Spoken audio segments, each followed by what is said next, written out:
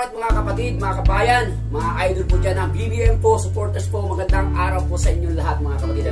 Ngayon mga kapatid, talagang hinangaan po talaga yan. Hinangaan po talaga ni President Rodrigo Duterte po si Mayor Isko Moreno po talaga. From the start pa lang po talagang humanga po talaga si President po dyan kay Isko Moreno po. Kasi po marami po talagang nagawa siya sa Maynila po talaga. Halos lahat po ng mga tao po na sinusurvey po namin doon sa Bulwarque po talaga ni Mayor Isko Moreno talaga. Iisa lang po sinasabi nila. Ang pagbabago sa Maynila po talaga ay hindi po talaga nila ipagpapalit po yan ang kanilang Mayor Isko Moreno. At gusto talaga nilang manalo. Mataas po talaga ang rating po talaga ni Isko po pagdating po talaga sa Bulwarque niya. Pero hindi lang po sapat yan mga kapatid. Kung ikaw'y bago pa lang sa aking channel, don't forget to subscribe and click the notification for more updated videos. Samahan niyo po ako guys.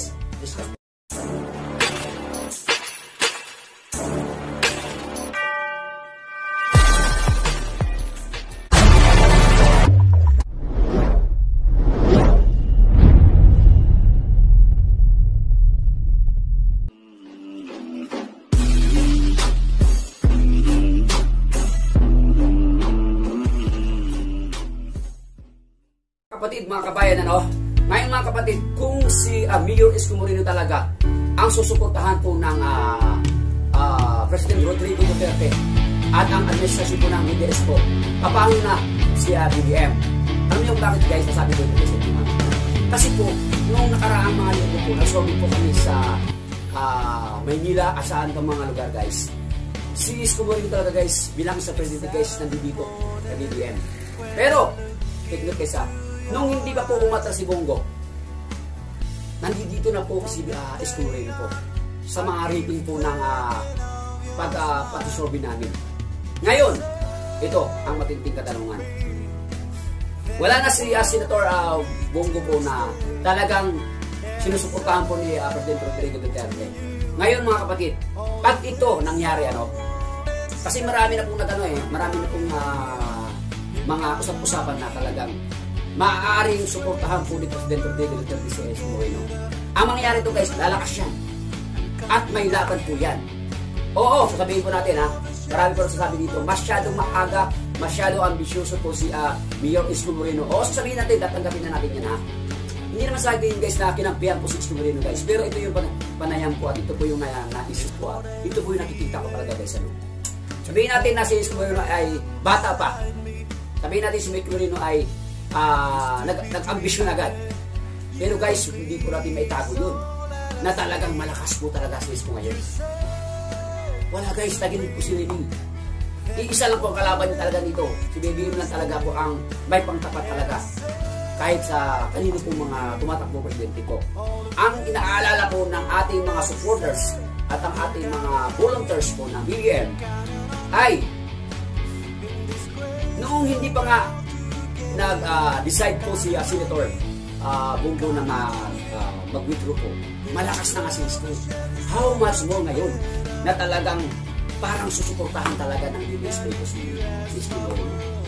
Last, pag nagdeklara po si President Rodrigo po na si Isko Moreno ang kanyang dadalhin po presidente po, magiging gumagano yung bangka natin guys. Ito po guys, magiging relevant. Kasi, ano kung bakit? Malakas si Isko guys. Malakas si Isko guys. At ang matindi pa ito, maganda po ang kanyang plataforma din. Na parang ala Rodrigo Duterte din. Kaya nga nagustuhan ni, Kaya nga nagustuhan ni President Rodrigo yan Yung plataforma niya. Yung kanyang sipag at saka yung tapang at saka yung lakas ng loob kahit bata pa siya. Yung po yung pinag-alala. At nag-alala po lahat po ng mga BBM supporters at mga sulit po supporters, mga loyalists po natin na maaring may laban talaga. Maaring may laban talaga si Isko Moreno dito. Okay. At ang iba pa nagsasabi pa yung iba guys, mga kapatid. Pag si Isko Moreno po ang mananalo at siya po ang lulusot po bilang presidente ng bansang Pilipinas, anong mangyayari sa atin? Sabi ng iba, diktador daw. Tatalian tayo sa liig. Mahirap po yun kung tatalian sa liig. Diba guys?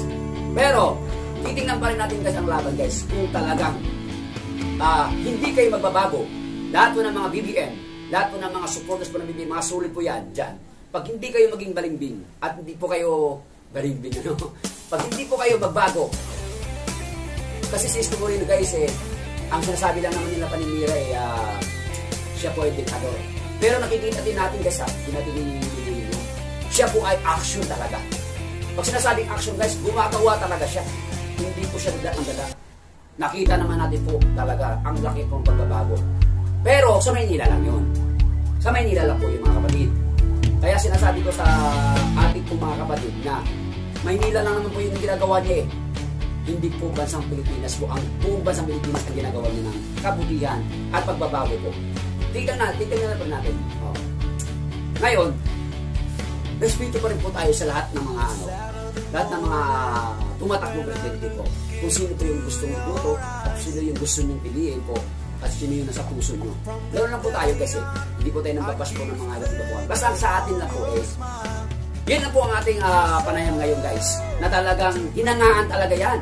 Hinagaan po ni President Rodrigo Duterte. Alam mo bakit guys? Nung naging mayor po siya President Rodrigo noon, nung mayor pala siya ng Davao po, ganyan na ganyan din po talaga ang style po niya.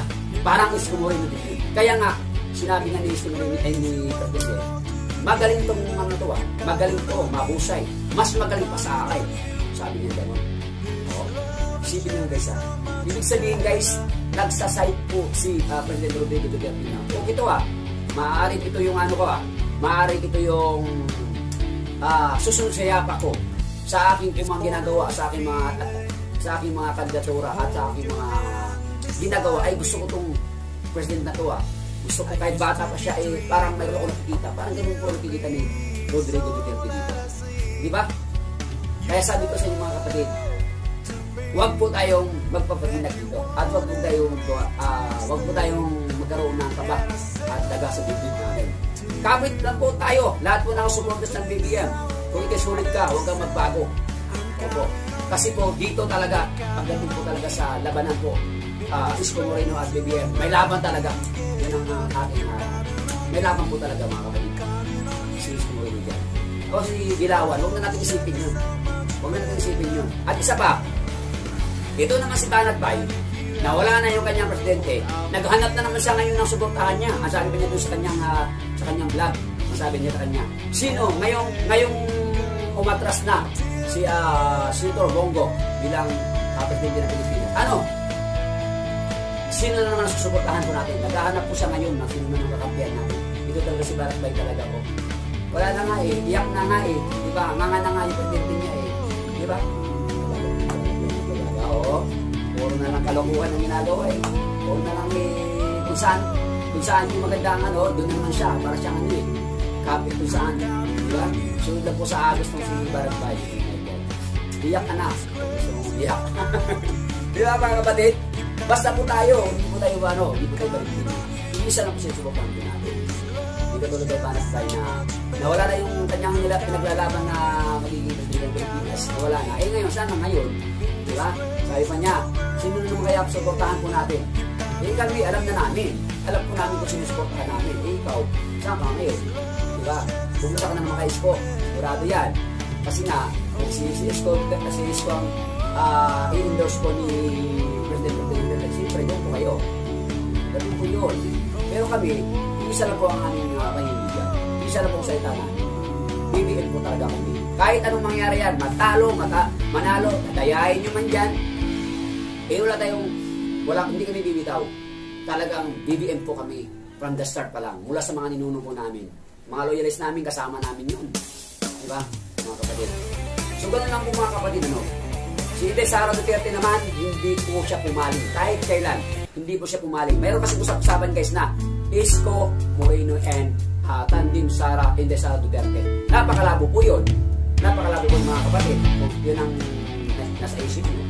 Kasi, sinasabi nga ni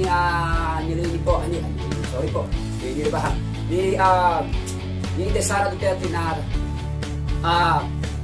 alam niyo po ba kung bakit ko pinipili po si BBM bilang presidente ko? Ang sabi niya, dahil po ang lawak na po ang kalaman niya pagdating po sa pagmumalakad ng politika. Ganun po ang ano niya.